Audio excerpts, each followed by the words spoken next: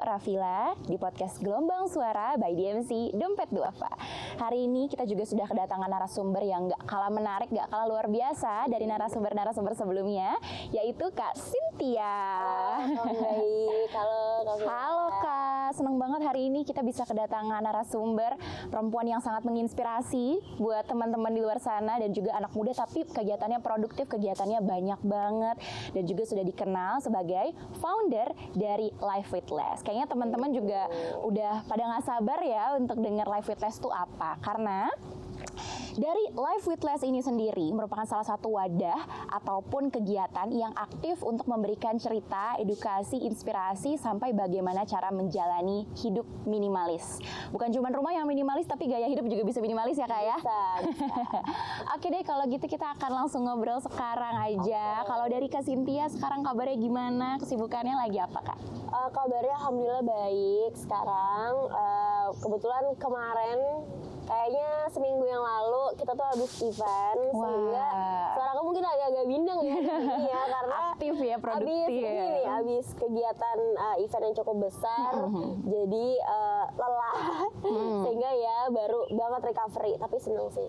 Oh gitu, memasuki tahun-tahun baru nih Kak 2024, kita juga habis pemilu, bener gak ya? Kalau Kakak sendiri kesibukannya ada apa lagi Kak selain dari Life with Less itu mungkin? Sekarang kesibukannya ngurusin anakku 2. Sebenarnya kesibukan utamanya itu sih ya. Iya. Jadi ibu rumah tangga, kemudian juga anakku ada 2, yang satu lagi preschool, yang satu masih umurnya 10 bulan. Jadi masih sangat lekat banget sama mamanya gitu ya. Kemudian di sela-sela jadi ibu rumah tangga, aku ngurusin Life with Less aja sih. Oh gitu. Oke, banyak sekali kegiatannya tapi tetap semuanya menghasilkan hal-hal yang produktif, yang positif juga. Keren banget. Oke, selanjutnya kita akan langsung masuk untuk bisa ngobrolin soal Life with Less sih Kak. Kalau dari Life with Less ini sendiri itu awal mulanya gimana? Apakah itu memang passion Kakak, kesukaan Kakak, atau sebenarnya iseng-iseng aja untuk pertama kali bikin Life with Less itu? Sebenarnya tuh awalnya dibilang iseng sih sebenarnya enggak ya. Tapi LWL, aku sebutnya LWL ya. Oh iya, LWL tuh lebih singkat ya kayaknya ya. Jadi LWL ini tuh sebenarnya adalah second account aku di Instagram. Jadi awalnya second account dulu. Betul. Kalau misalkan kita zaman-zaman itu tahun 2018 tuh kan, orang-orang tuh punya second account kan buat kepoin seseorang ya. Kepoin mantan, mungkin mau julid-julid di akun Instagram gitu ya. Iya, benar. Waktu itu tuh aku bikin second account, satu-satunya second account yang aku buat itu LWL, memang untuk cerita. Jadi konsepnya itu awalnya aku suka nulis blog, tapi karena tahun-tahun itu tuh udah banyak kegiatan lah, kayak sambil bekerja gitu kan, sehingga nulis blog itu tuh butuh waktu dan butuh effort yang lumayan lebih banyak gitu. Makanya kayaknya lebih mudah kalau aku nulis caption aja. Gitu. Makanya dibuatlah akun namanya Life with Less. Gitu. Itu jadi untuk itu bercerita memang.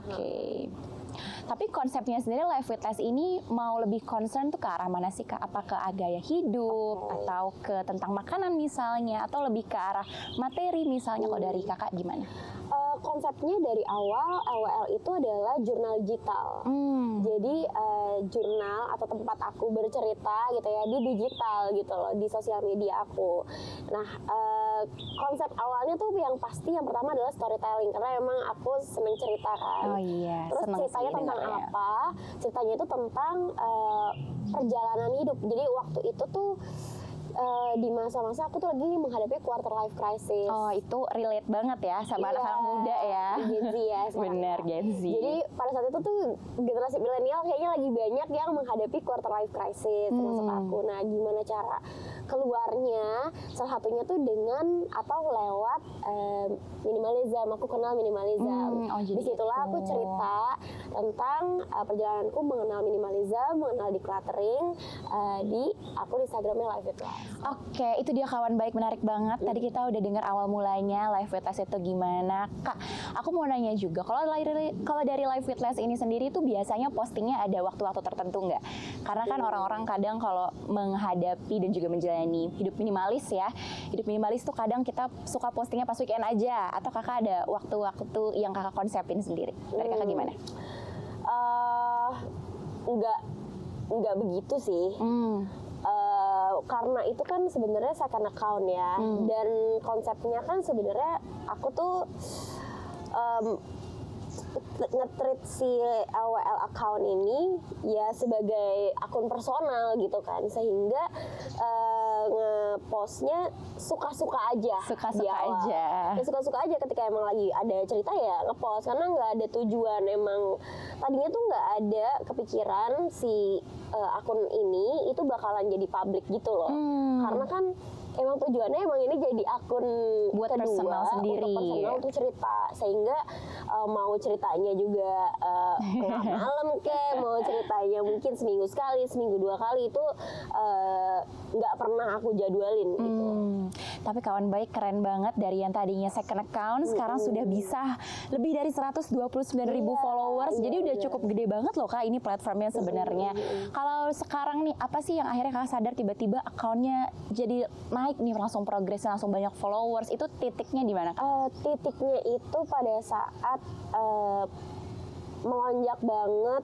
Ada 2 sih. Yang pertama itu waktu kita punya banyak hashtag gitu lah ya, kampanye-kampanye gitu, kampanye kayak misalnya hashtag kita itu kan ada pakai sampai habis, kemudian pakai yang ada, pakai sampai rusak. Nah itu tuh mulai banyak orang yang ngikutin gitu, hashtagnya banyak dipakai dan banyak juga yang tag kita gitu ya. Kemudian yang kedua itu pas pandemi. Oh, pas COVID berarti? Pas COVID. Jadi pas COVID itu aku juga menemukan insight baru ya, karena mungkin orang-orang kan jadinya stay at home ya ketika lagi COVID. Jadi mereka punya banyak waktu untuk melihat dan mengevaluasi rumahnya, barang-barangnya. Makanya nggak jarang pas COVID itu banyak yang akhirnya tuh suka beres-beres, punya suka hobi belanja baru di rumah, malah ya gitu kan? ya kan. Nah, jadi mereka tuh juga lebih peka, lebih kenal sama yang namanya isu mindfulness, ya kan. Kemudian juga decluttering, mereka udah mulai kenal. Nah dari situ mereka kenal sama minimalism. Makanya mungkin banyak yang follow juga ke Live It Last. Oh, jadi step with stepnya tuh ada juga ya Kak, dari COVID sampai sekarang juga. Kalau sekarang program atau campaign yang lagi Kakak fokusin untuk Live It Last atau LWL itu apa? Untuk sekarang sebenarnya kampanye kita nggak pernah berubah. Kampanye pilar utamanya itu adalah belajar jadi minimalis dan juga bijak berkonsumsi. Jadi kalau dulu LWL itu brandingnya kan memang komunitas gaya hidup minimalis di Indonesia, tapi sekarang kita tuh tambahin jadi komunitas gaya hidup minimalis dan bijak berkonsumsi di Indonesia. Because mungkin minimalism untuk sekian banyak orang itu terdengar menakutkan atau terlampau jauh untuk memahami dengan benar gitu. Karena mungkin belum banyak orang yang tahu ya. Tapi kalau ngomong bijak berkonsumsi, everyone can do it. Ya nggak sih? Iya, benar sih. Konsumen gitu. Kalau dari teman-teman dekat Kakak sendiri nih, kadang kan misalnya sebagai founder, Kakak juga bisa mengedukasi teman-teman dekat Kakak, mungkin dari lingkungan sosial. Kalau dari Kakak, bantu juga nggak untuk bisa mengedukasi teman-teman sekitar Kakak, sahabat-sahabat terdekat, atau keluarga misalnya? Kalau dari Kakak gimana? Kalau circle terdekat, sebenarnya sih kalau kampanye secara tersengaja itu nggak ada. Kayak ikutan dong atau gimana, itu tuh nggak ada.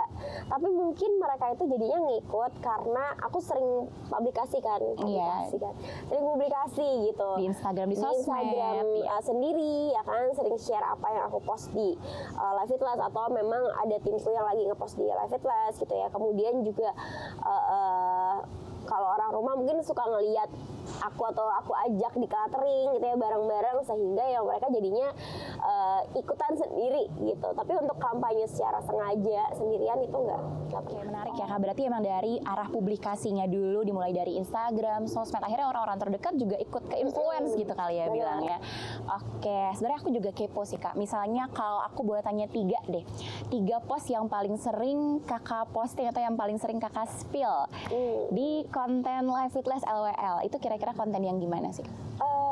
Berarti di spill di akun pribadi ya? Iya. Kalau yang paling sering aku spill Sebenarnya postingan-postingan terbaru tuh pasti aku suka spill sih. Kemudian yang kedua yang sering itu yang berkaitan sama overkonsumsi. Oke, berarti itu sekarang emang lagi banyak orang yang pengen tahu juga ya Kayaknya kayak dari lama sih, dari lama orang kayaknya masalahnya itu ya. Masalahnya overkonsumsi, impulsif juga gitu-gitu ya. Iya, sehingga paling banyak itu dan juga clutter. Oke, di cluttering. Sebenarnya kalau dari kakak, mana sih gaya hidup yang kayak kesannya kita berlawanan ya, kayak yang kayak paling boros atau paling berlawanan sama minimalism ini? Yang paling berlawanan, aku nggak mau nge-labeling ya. Iya. Jadi aku nggak tahu namanya juga apa, tapi setidaknya ada beberapa prinsip-prinsip yang cukup berlawanan gitu. Misalnya orang yang mudah banget check out gitu ya. Iya, itu kayaknya banyak deh kawan baik yang juga ketika memang lagi ada diskon-diskon tertentu, misalnya kayak gitu. Meskipun kita tahu begitu buka lemari bajunya banyak. Gitu ya, skincare-nya masih banyak gitu kan. Nah itu hal yang kayak gitu yang mungkin cukup berlawanan sama konsep minimalism. Kadang nggak kepake tapi namanya perempuan juga ya kak ya, akhirnya check out. Nah kadang-kadang gitu, jadi mengkambing hitamkan peran kita sebagai perempuan gitu yang suka sama barang-barang yang lucu-lucu kayak gitu. Sebenarnya bisa kok ditahan-tahan. Oke, jadi nih kakak boleh kasih tips ke kawan-kawan baik juga, ke aku juga sebenarnya. Kalau dari kakak, step apa sih yang pertama kali bisa kita lakuin kalau kita mau mencoba untuk mengimplementasi gaya hidup minimalis di hidup kita? Step pertama, mungkin bukan step pertama ya, karena di minimalism itu nggak ada standarnya, sehingga pintu untuk masuknya tuh lumayan banyak. Setiap orang bisa ya. Mungkin setiap orang bisa jadi berbeda. Ada orang yang masuk atau mau mulai gaya hidup minimalis itu lewat decluttering dulu gitu ya. Kayak aku dulu lewatnya decluttering dulu. Kayak kenal decluttering, suka ngelakuinnya, baru mempelajari tentang minimalism. Tapi mungkin ada orang yang kenal minimalis itu lewat gaya hidup sustainability-nya dulu gitu. Jadi kayak dia ngerasa pengen ngurangin sampah, sehingga yang dilakukan adalah ngurangin konsumsi gitu. Nah itu akhirnya masuk tuh ke minimalism. Dari sustainable juga. Tapi kalau secara garis besar yang aku bisa share, ada beberapa cara untuk mulai kenal gaya hidup minimalis yang cuma butuh 0 rupiah gitu ya. Yang pertama adalah pakai yang ada di rumah, misalnya kayak cintain aja yang udah kita punya gitu ya. Yang kedua, pakai sampai habis. Jadi kalau emang produk-produk kecantikannya masih ada gitu ya, pakai sampai habis, baru kita beli dulu gitu. Baru kita beli lagi setelah emang udah habis. Kemudian yang ketiga adalah pakai sampai rusak. Jadi nggak pakai prinsip lem biru, lempar beli baru. Gitu. Nggak bosen juga ya kak ya? Bosen itu pasti kan. Bosen itu kan siklus konsumsi ya. Kayak siklusnya itu kan kita ada newness, kayak kita ngerasa sparkling gitu loh, spark joy sama barang yang baru kita beli, ya kan, baru kita punya, baru kita pegang gitu ya. Kita ngerasa ada pleasure di situ. Kemudian fasenya masuk ke familiarity.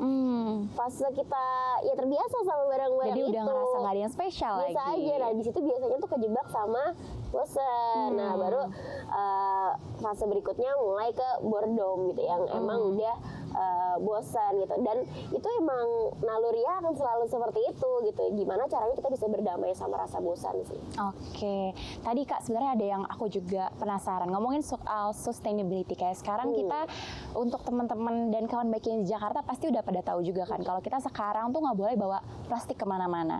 Misalnya kita ke restoran, itu kita juga udah nggak pakai sedotan gitu. Apakah itu termasuk juga gaya hidup minimalism, gaya hidup sustainability, atau itu gimana kak?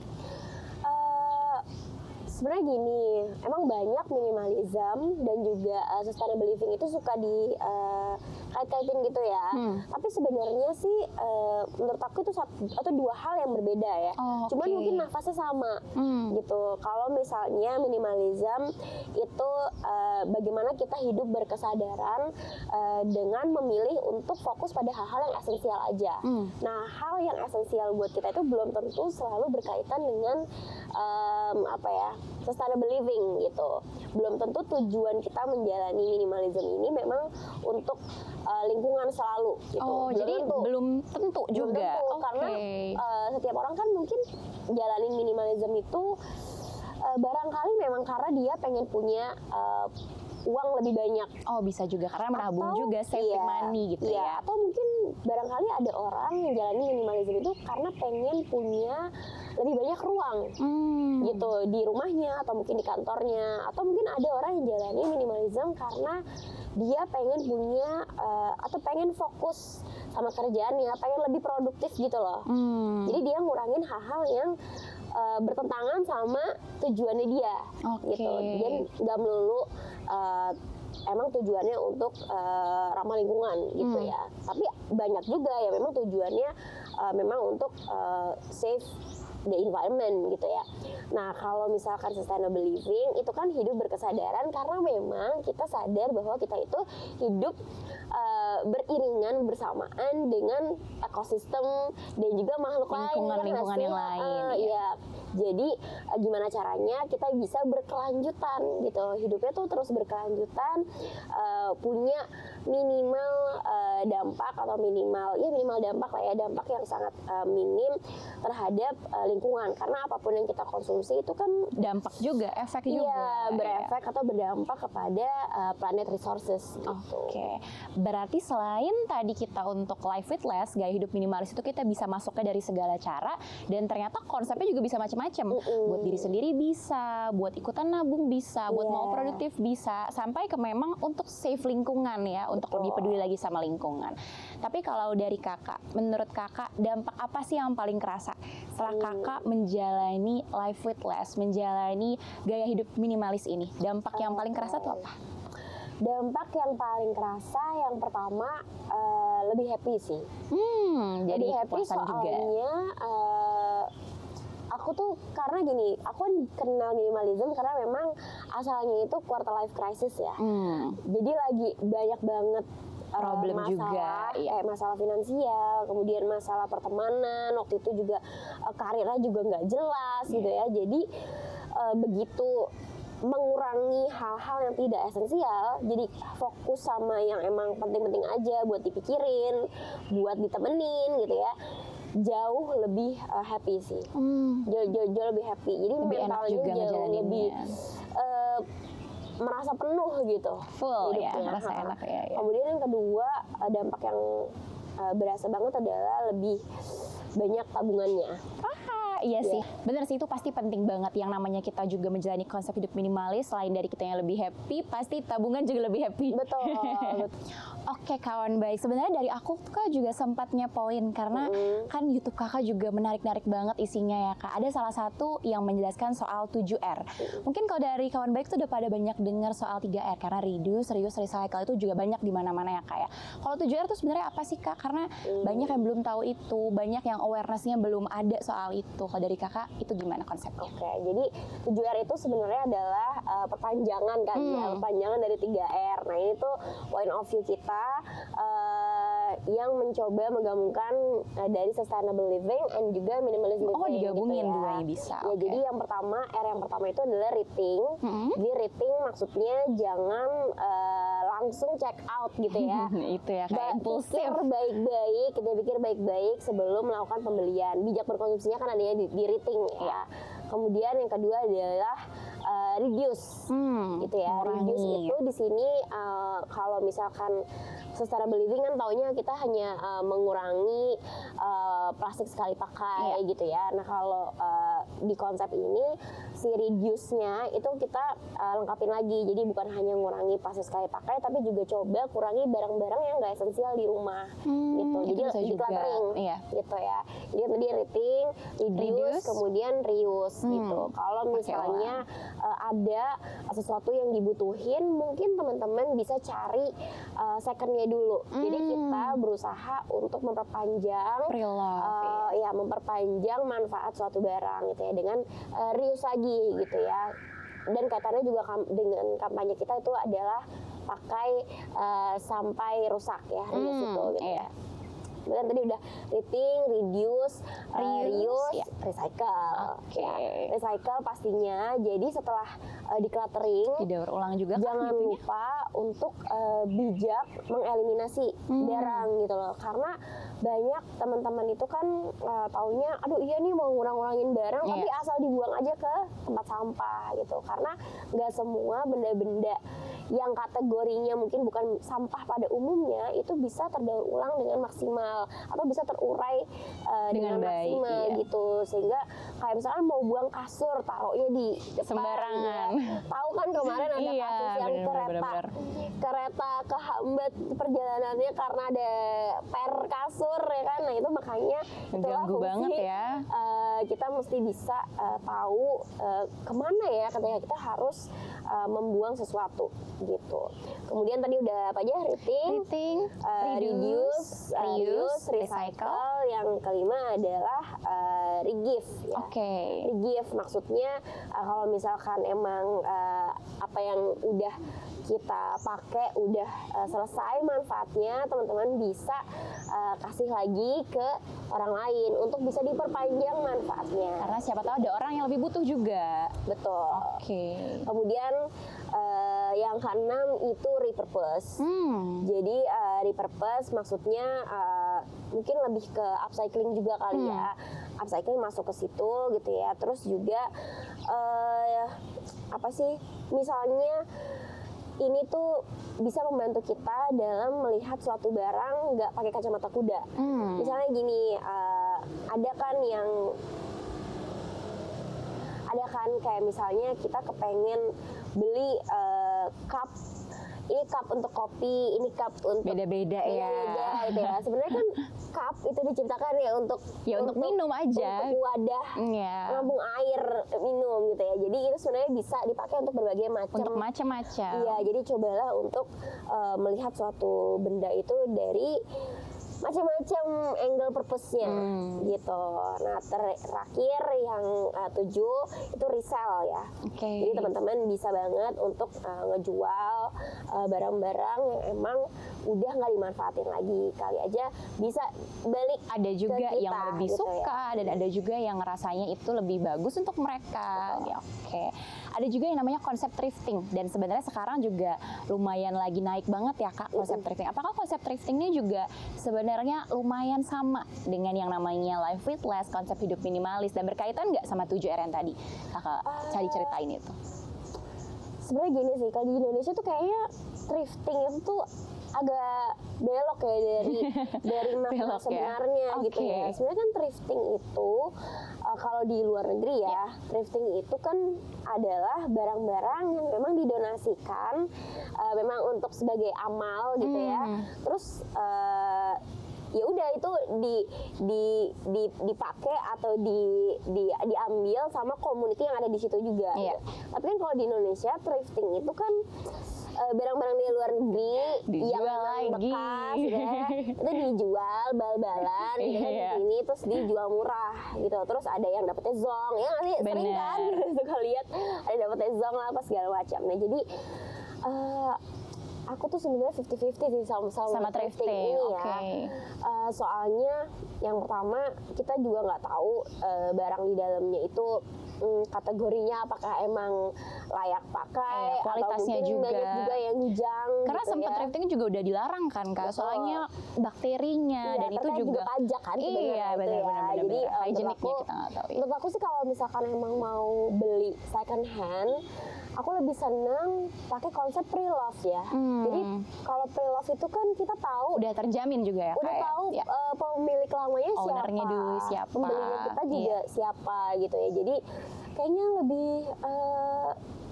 lebih aman aja sih dan lebih enak aja gitu loh. Oh kita tahu aku belinya emang dari dia gitu. Oh aku belinya dari sesama komunitas misalkan kayak gitu. Jadi lebih enak lah ya dibanding mungkin thrifting. Tadi kita udah dengar konsep-konsep minimalism juga, udah bahas soal 7R juga. Kalau dari segi kendala Kak, menjalani hidup minimalism kayak tadi ada dampaknya, ada dampak positifnya, tapi pasti ada juga challengingnya. Challengingnya itu di bagian apa sih Kak? Terlebih sekarang kan orang-orang, apalagi kalau kita lihat sosmed ya Kak, aku kalau ngeliat sosmed tuh scroll dikit udah langsung gampang keracunan sama influencer, atau kalau misalnya dapat link langsung kayak oke check out deh. Ada juga misalnya tanggal kembar karena harganya jadi jauh lebih murah. Kendala-kendala kayak gitu tuh cukup relate gak sih sama Kakak? kendala kayak gitu cukup relate karena memang setiap orang itu pasti kan berkonsumsi ya. Iya, Even pasti. orang minimalis itu juga berkonsumsi. Salah satu miskonsepsi dari minimalism itu kan banyak orang yang bilang katanya minimalis tapi kok masih beli anu Masih beli anu. belanja Tapi gitu kan yang namanya manusia itu pasti berkonsumsi. Iya. Konsumsi regular purchasesnya mereka, misalkan kayak sandang pangan papan lah ya, itu kan udah pasti dikonsumsi dan kalau habis kita konsumsi lagi gitu. Nah, tapi menjadi masalah itu ketika mulai overkonsumsi gitu. Dan ketika aku misalnya dari yang tadinya single, punya suami, punya anak satu, punya anak dua, itu kan mengalami stage of life yang beda-beda pastinya. dan perlu Kebutuhannya juga adaptasi. beda, iya. Ya ada begitu ada nambah orang lain di kehidupan kita, pasti ada kebutuhan yang bertambah. Yang lain juga. Pasti ya. ada barang yang bertambah juga gitu, sehingga harus deal with added stuff and juga added needs gitu kan. Nah itu sih yang memang pasti kendalanya ada di situ. Tapi balik lagi kalau emang udah tahu why kita jalanin minimalism dan udah kenal sama impactnya ke diri kita gitu ya, insya Allah kita bisa get back on track lagi. Jadi tetap walaupun belok, walaupun memang kita yang namanya manusia ya kayak pasti juga ngerasa bosen, tapi juga pengen belanja, tapi tetap bisa balik on track lagi. Makanya penting banget untuk bisa memvalidasi rasa bosan itu, karena rasa bosan itu normal. Gitu. Normal aja. Rasa bosan itu normal, memang siklus memiliki barang itu pasti ada rasa bosannya gitu kan. Pun juga barang itu juga pasti rusak juga, pasti terganti apa segala macam, sehingga yang perlu kita lakukan adalah berdamai sama rasa itu. Oke. Ngomongin soal stage of life, kakak tadi sendiri juga bilang pasti stage of life orang tuh beda-beda, dimulai dari hidup sendiri sampai akhirnya kakak juga sudah menjadi ibu rumah tangga kayak sekarang ya kak, pastinya juga challenge-nya beda-beda. Kalau dari kakak yang paling kerasa tuh apa sih kak dari life with less ini sendiri, dari gaya hidup minimalis ini sendiri? Yang paling berasa menurut aku sih itu tadi ya, rasa penuh dan juga point of view kita terhadap kebutuhan. Itu tuh jadinya berbeda dan terus belajar gitu seiring dengan stage of life yang kita jalanin. Iya gitu. Kayak dulu menganggap kayaknya gue stylenya tuh bajunya yang funky misalkan yang edgy gitu ya. Terus setelah menyusui nggak mungkin gitu, kayak ada beberapa baju yang kayaknya nggak bisa fit into me lagi gitu ya, sehingga yang harus aku lakukan adalah harus penyesuaian juga, menyesuaikan, tapi gimana cara kita mendapatkan baju yang pas atau konsumsi yang pas sama memang kebutuhan kita, itu juga perlu dipertimbangkan. Dalam hal penyesuaian kak, aku tuh kadang suka banyak dengar omongan orang, misalnya kalau kita pakai baju yang itu aja karena kita lagi mau menjalani hidup minimalis ya kak, tapi kan banyak omongan orang, bajunya itu aja, nggak pernah ganti baju ya, pelit sama diri sendiri misalnya gitu. Kalau dari kakak tips untuk bisa menghadapi omongan-omongan orang yang kayak gini itu gimana kak? Kalau tips dari aku sih mungkin kalau aku pribadi percaya kalau itu tuh sebenarnya kebanyakan bukan orang yang ngomong, tapi pikiran sendiri kan yang ngomongin hal itu. Banyak yang kayak gitu ya kak ya. Iya, maksudnya orang itu, aku percaya orang-orang yang aku temui itu mereka tuh udah punya urusannya masing-masing gitu. Jadi mereka sibuk dengan urusannya mereka. Nggak mikirin lagi omongan orang mereka ya. Enggak. Kalaupun mereka keluarin, mungkin itu tuh basa-basi aja sih. Karena mungkin mereka nggak tahu harus ngomong apa ya. Sama lah kayak basa-basi yang sering kita temui ya. Kok gendutan, apa segala macam. Mungkin karena dia nggak tahu aja. Itu yang menyebelin ya. Yang nggak tahu aja kayak harus ngomong apa ya gitu ya. Conversationnya seperti apa, kurang explore kali ya. Jadi ngomongnya bajunya itu lagi deh gitu. Tapi kayaknya jarang banget sih menurut aku perkataan itu tuh keluar dari pikiran kita sendiri menurut aku. Jadi sebenarnya yang kayak gitu dari kita sendiri dari juga. kita sendiri, Iya, karena awalnya juga gitu, buka lemari kan bilangnya aduh nggak punya baju, padahal kan sebenarnya bajunya ada tuh sejembreng gitu ya. Iya. Sebanyak hanger tersusun itu gitu kan. Nah kalau misalkan ada yang ngomong misalkan ini Mas tuh pelit gitu ya, Iya. bajunya itu lagi terus Bosen, juga bajunya itu bosen, ya segala terus. macam. Iya. Menurut aku sih pikirin komen-komen yang emang penting aja sih, yang esensial buat diri kita gitu ya. Kalau emang ternyata yang ngomong itu banyak, mungkin kita yang perlu Bisa jadi evaluasi kita ya. introspeksi buat diri Perlu, sendiri, iya, ya. perlu evaluasi. Tapi kalau misalnya segelintir aja gitu Nggak ya, perlu dipikirin dan juga kita ya. juga nyaman-nyaman aja, it's fine gitu ya. Menurut aku sih kayaknya ada hal-hal yang mungkin nggak perlu dipikirin amat ya. Oke, itu konsep yang tersirat tapi langsung kelihatan kalau Kak Cynthia ini lebih suka memang kita fokus ke hal-hal yang positif Iya. aja. Dari komen-komen pasti relate juga ya Kak. Netizen ini kadang mulutnya suka jahat ya Kak ya, tapi nggak usah kita pikirin. Gak apa-apa sih ya, komen-komen kan sebenarnya kalau kritiknya emang jadi adding atau bikin kita jadi lebih baik, ya kenapa enggak gitu. Tapi kan ada komen-komen yang hanya sebatas komen aja gitu loh. Jadi ya Kakak sendiri bisa sering nggak sih hati-hati Kak dapat komen-komen negatif, apalagi yang namanya minimalism kan baru gitu ya di Indonesia. Ada nggak Kak yang kayak ngasal komen aja atau gimana di akun Kakak? kalau sering sih sebenarnya enggak, tapi pernah. Pernah ya, nggak jauh-jauh sih, kayak misalnya ini mah pelit, Iya. segala macam lah ya.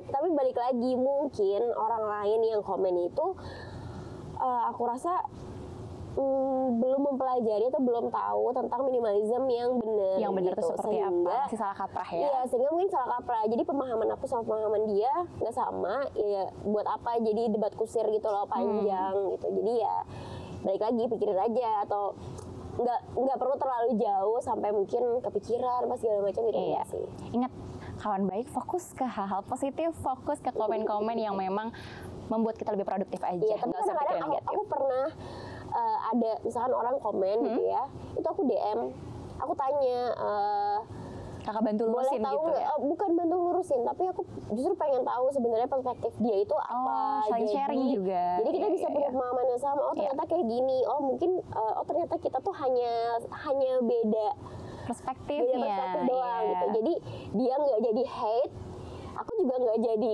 asal nimpalin dan jadinya malah menebar hate Iya. kan gitu. Karena pada akhirnya kita juga bisa saling menghargai perspektif satu sama Betul. lain ya kayak oke.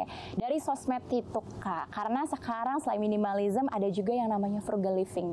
Dan itu lagi happening banget di tahun 2024 juga karena kita di tahun baru juga. Sebenarnya beda nggak sih minimalism sama frugal living, atau sebenarnya mereka hampir-hampir mirip cuma namanya doang yang beda? Balik lagi ya, sebenarnya itu kan labeling ya, naming aja gitu ya. Kadang-kadang si label ini tuh perlu nggak perlu sih sebenarnya ya. Cuman kalau dibilang sama atau enggak berbeda. Oke, pasti beda Jadi ya. Oke. kalau minimalism itu kan kita itu fokusnya adalah owning less stuff gitu.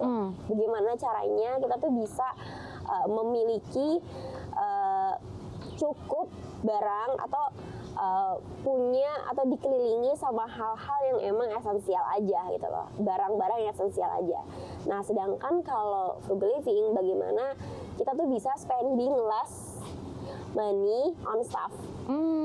Jadi itu Jadi- hacksnya ya. Jadi sebenarnya bagaimana kita bisa memandang uang dalam spektrum yang berbeda aja gitu Oke, loh. materinya nggak Kayak harus kaitannya, soal beli barang gitu ya. bisa dikaitin sama beli barang. Misalnya kalau minimalism itu ngelihat barang, belum tentu kita tuh milih atau beli barang yang murah atau yang paling murah gitu lah ya. Yang kita penting ini, yang pertama prioritasin itu adalah quality. Emang kita butuh barangnya, kita bisa tanggung jawabnya gitu ya. Oh, daya pakai gitu Daya ya. pakainya gitu ya. Baru uang itu urusan kesekian Oke. sebenarnya. Mau dia bisa jadi malah lebih mahal kan jatuhnya gitu ya. Tapi cuma punya satu doang gitu dan lama gitu. Nah sedangkan kalau yang frugal itu menurut aku sih fokusnya lebih banyak ke quantity ya, prioritasnya gitu. Gimana caranya misalnya kita bisa memaksimalkan money yang ada gitu ya untuk bisa mendapatkan sebanyak yang kita bisa dapat gitu, biar uang lebihnya itu bisa kita pakai untuk mencapai tujuan finansial kita. Oke, kita save untuk hal-hal yang lain. Oke, sebenarnya ada aku mau main. Tipis tuh sih ya Iya. sebenarnya. Oke, aku mau main ini sih Kak. Kalau dari Kakak nih, lebih pilih yang mana? Lebih pilih barang yang emang harganya murah, tapi kualitasnya biasa aja, atau yang harganya cukup oke, harganya memang worth it gitu ya, dan kualitasnya bagus? Dari Kakak gimana? Pastinya yang kedua ya. Maksudnya udah kebukti ya.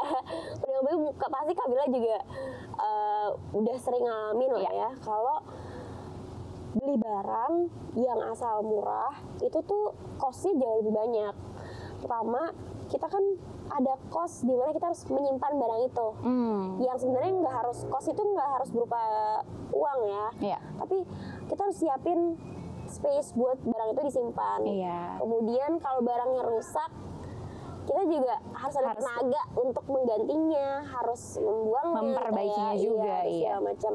Sehingga kos-kos itulah yang menurut aku sih perintilan, tapi itu agak apa ya, matters untuk aku gitu. Jadi mendingan sekali ngeluarin kos yang emang worth it sama barangnya, sama kualitasnya, tapi daya pakainya mungkin lama, frekuensi pakainya juga panjang gitu ya, dan kualitasnya tuh oke gitu. Sehingga ada namanya cost per wear, ini baru di post juga di Live Fit Less gitu ya. Cost per wear itu kan gimana? Itu bisa dikepoin kawan baik ya. Jadi gimana kita bisa berhitung seberapa worth it sih barang kita gitu ya, dengan membagi harga barang dibagi berapa kali sih kira-kira frekuensi pakai kita si barang itu gitu. Nah kalau misalkan kita semakin jarang dipakai, berarti ya semakin mahal cost per wear barang sesungguhnya itu gitu ya. Nah kalau misalkan ternyata baru sebentar dipakai udah rusak, ya berarti semakin mahal juga tuh si cost per wear-nya gitu. Yang paling worth it adalah harganya misalkan segini, dipakainya lama. Nah itu pasti cost per wear-nya akan jauh lebih murah. Tapi nih Kak, soal itu aku mau ada pertanyaan. Yang namanya cost per wear kan berarti kita juga harus detail nih soal menghitungnya, dan sempat tadi Kakak juga ceritain ini bisa teman dan kawan baik bisa lihat juga ya di sosial medianya Live Fit Less. Tapi apakah itu sama dengan perhitungan Kak? Karena kan banyak orang yang mikir udahlah kalau mau beli barang beli tinggal beli, nggak usah ngitung-ngitung gitu. Kalau dari Kakak sebenarnya bijak gak sih kalau kita juga perhitungan untuk Live Fit Less dan juga konsep minimalis ini? Baik lagi, ini aku berbicara tidak mengeneralisasi orang ya. Kalau buat aku itu matters. Tapi aku nggak nge-labelin diriku itu perhitungan, justru mungkin bijak kali ya. Mungkin mindsetnya agak diubah deh teman-teman gitu ya, kawan baik ya. Itu tuh bukan perhitungan, tapi jadinya lebih bijak berkonsumsi ya. Karena yang kita hitung itu bukan hanya uangnya, itu kan kenapa ada cost per wear? Karena orang-orang itu jauh lebih tertarik untuk berhitung uang. Tapi sebenarnya aku yakin teman-teman kawan-kawan baik juga pasti hal yang matters itu bukan hanya uang kan, pasti bukan perhitungan hanya itu. Atau apa sih kayak hitung-hitungan yang kita lakukan itu aku yakin juga bukan hanya uang. Kayak misalnya tenaga kita untuk ngerawat si barangnya gitu ya, seberapa kita bisa pakai barangnya gitu ya. Dan menurut aku itu justru adalah salah satu cara untuk menjadi konsumen yang powerful gitu. Cerdas ya, konsumen cerdas. Konsumen yang powerful gitu ya, yang emang ngerti sama apa yang dikonsumsi dan gimana berkonsumsi yang bijak. Baik, itu seperti apa? Tapi apakah hal itu bisa diimplementasikan kalau semuanya mahal? Kayak kita tahu sekarang misalnya harga-harga barang-barang pokok lagi mahal, terus harga-harga kalau misalnya kita mau beli barang-barang esensial sekarang juga makin mahal. Kenaikan harga yang makin lama juga ngaruh juga sama inflasi ya Kak. Apakah sebenarnya efektif untuk kita menghadapi dan juga memakai gaya hidup minimalism kalau semuanya mahal? Itu gimana Kak? Efektif lah justru menurut aku ya, karena baik lagi sih, mau semuanya mahal atau memang lagi dalam keadaan yang normal gitu ya, minimalism itu cukup fleksibel sih. Balik lagi Karena sendiri ya. Gini, nggak semua orang minimalis itu tujuannya untuk saving money.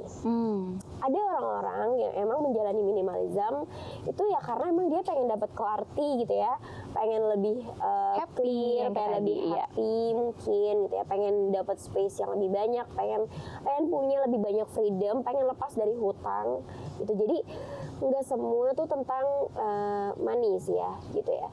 Nah kalau menjalani minimalism pada saat barang-barang lagi pada mahal kayak gini, menurut aku justru waktu yang pas. Waktu yang Karena boleh dicoba banget ya. Ya, karena kita jadinya pasti akan lebih banyak berpikir uang yang terbatas ini, resource kita yang terbatas ini, nggak cuma uang ya, resource kan money, time, and attention gitu ya. Oke. Baru tuh dari aku tuh. Oke. Money, time, attention. Itu kan natural resource ya, yang kita punya ya nggak sih ya, kecuali money sih. Waktu dan attention ini kan natural resource yang kita punya dan terbatas. Kalau money ya mungkin kita bisa dapetin lagi dengan cara apapun gitu ya. Nah si resource ini tuh mau kita alokasiin kemana gitu. Justru ketika memang semua barang lagi mahal atau semua hal lagi sulit kita dapatkan, inilah saat yang tepat untuk kita bisa memilah mana sih yang esensial, mana sih yang worth untuk kita punya, untuk kita sayangin, peduliin, dan fokusin gitu. Oke, tadi Kak aku belum sempat bahas dari soal financial Kakak, karena kan yang namanya minimalism kita juga harus bijak dong soal financial. Kalau dari Kakak ada nggak sih tips untuk kawan baik misalnya dalam memilah financial, terutama buat mungkin kawan baik yang misalnya pada baru belajar hidup sendiri, belajar hidup mandiri, misalnya kalau financial tuh harus save untuk dana darurat gitu, misalnya berapa persen, atau save untuk nanti jangka panjang harus nabung juga. Dari Kakak persenannya ada nggak, atau tips aja gitu misalnya? Aku tuh cukup fleksibel kalau soal finansial, tapi nabung itu harus ada gitu. Jadi cuman persenannya tuh kadang-kadang suka berubah-ubah. Oke, tergantung ya. Berubah-ubah. Tergantung dari ya berapa banyaknya aja sih. Apalagi kan aku nggak bukan pekerja tetap ya. Iya. Jadi ya pasti beda-beda gitu. Nah, yang pasti tips dari aku adalah jangan pernah ada Rp1 pun itu nggak ada tujuan finansialnya, atau nggak ada poketnya gitu, nggak ada kantongnya. Kan dulu aku juga anak kosan gitu ya, jadi kalau dulu aku terbiasa ngamplopin uang gitu, jadi tulis satu-satu gitu ya? Iya, jadi misalkan ada gajian nih, ada gajian, misalkan gaji untuk bayar kosan adanya di amplop yang ini, gaji buat makan sehari-hari di amplop yang ini, sisanya berapa gitu kan ya. Nah itu terbiasa kayak gitu supaya memang kita tuh tidak melihat uang yang kita miliki itu dalam satu kantong doang. Itu karena tips kalau kayak gitu tuh jadinya kecenderungan untuk wah masih banyak nih uangnya gitu kan ya. Jadi mau beli-beli terus. Iya, mau beli-beli terus. Enggak sedikit kan yang mikir kalau punya uang 570.000 berarti 70.000-nya bisa buat jajan. Jadi nggak bulat ya. Nggak bulat gitu. Jadi jangan sampai kayak gitu teman-teman. Itu yang tips untuk kawan baik tuh bisa dipakai. Terutama untuk kawan baik yang juga masih kuliah, mungkin masih anak kosan juga. Jadi bisa dipakai tips tadi, langsung hacks dari Kak Cynthia untuk bisa bagi-bagi di amplop. Iya, satu lagi ini sih. Kalau sekarang sih sebenarnya kayaknya si amplop ini udah diterjemahkan sama bank digital ya. Banyak bank digital tuh yang juga punya pocket-pocket kan. Jadi terbantu banget. Alhamdulillah ya. Kita juga lebih gampang ya. Iya, kalau dulu belum ada, jadi aku pakai amplop. Kalau sekarang kayaknya bank digital udah banyak. Mungkin satu lagi kali ya. Satu lagi itu adalah kalau dulu aku tuh ingat banget banyak teman-temanku itu yang sampai rela berhutang hanya untuk upgrading handphone atau konsep upgrading gengsi ya Kak ya. Iya. Nah tapi kalau aku tuh selalu punya tabungan untuk upgrade. Jadi dari awal itu ada tabungan untuk traveling, jadi kemudian bisa happy, bisa ya. Ada dana darurat gitu ya. Kemudian ada si upgrade ini. Kak, upgrade itu apapun. Apa bisa kita bilang itu self reward juga? Aku nggak selalu bilang self reward sih, karena self reward tuh cenderung suka dikambing hitamkan ya. Jadi Labelingnya beda ya, biasanya ngomongnya nggak self reward. Jadi aku lebih suka yang spesifik aja. Pokoknya misalnya ini tabungannya untuk upgrade, ini tabungannya misalnya untuk entertainment. Oke. Gitu. Ini misalkan tabungannya untuk traveling. Tiga hal ini kan bisa aja orang sebutnya self reward. Iya. Itu tuh kadang-kadang ketika kita nggak berani mendefinisikan satu term, jadinya tuh suka apa ya, bikin atau nge-trigger kita jadi nggak jadi impulsif gitu. Nah, si upgrade ini, si tabungan upgrade ini bisa kalian pakai untuk nggak cuman upgrade gadget ya, tapi misalkan upgrade skill kalian gitu loh. Iya, Mau bisa ikut ikut kelas, segala iya, itu macam. bagus Nah, banget sih, uangnya dari bener-bener. situ gitu. Oke, jadi Kak soal self reward apa sih yang menurut Kakak tuh paling bagus untuk kita spend? Apakah Kakak sendiri lebih fokus misalnya untuk spend ke memori, jadi misalnya traveling, kemudian pergi ke tempat-tempat yang belum, atau lebih untuk meningkatkan value kita nih, belajar hal baru, belajar activity baru? Kalau dari Kakak self reward tuh yang paling bagus ke arah mana? Untuk sekarang, Ya. lebih banyak yang bisa bikin aku punya quality time lebih banyak sama Keluarga. Oke. Jadi kalau bentuknya sebuah activity pastinya kayaknya traveling kali ya. Kalau aku ya, kalau sekarang ini. Jadi udah bukan masanya dibeli baju atau sebentar lagi gitu. Udah beda ya Kak ya? Beda, iya. Oke Kak, kalau dari Kakak sendiri nih sekarang, apa sih self reward yang mungkin dari pengalaman ya, biar kita sharing juga sama kawan baik yang akhirnya ngelakuin hal yang sama biar nggak kulangin lagi. Ada nggak sih self reward yang akhirnya tuh salah, konsepnya tuh nggak kayak gitu. Jadi bisa belajar juga dari pengalaman Kakak untuk jadi bahan pelajaran sama kawan baik. Oke. Aku tuh pernah ngobrol sama salah satu psikolog klinis gitu ya. Namanya itu Mbak Amanda dari Satera Healing Studio. Dia partner kita di Life Fitness juga. Jadi ngomongin soal self reward, orang-orang itu kan suka salah kaprah ya. Iya. Self reward tapi dilakuinnya setiap hari gitu kan ya. Capek dikit gitu kan. Self reward dulu. Iya, spend Kerja time 3 lagi, jam ya. self rewardnya 5 jam misalkan gitu ya. Atau kerja 3 jam self rewardnya